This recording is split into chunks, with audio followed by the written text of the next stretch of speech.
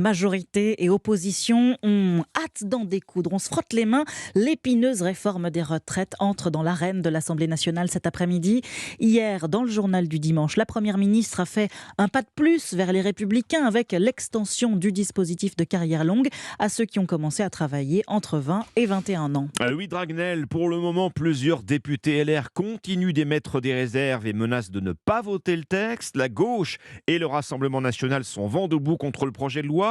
Comment l'exécutif, Louis, appréhende-t-il cet examen du texte à l'Assemblée ? Plusieurs ministres que j'ai appelés se disent plutôt confiants pour une raison de pure forme. Avec près de 20 000 amendements à étudier en 11 jours, dont plus de 18 000 déposés par la NUPES, très peu de chances que les véritables enjeux de la réforme soient débattus.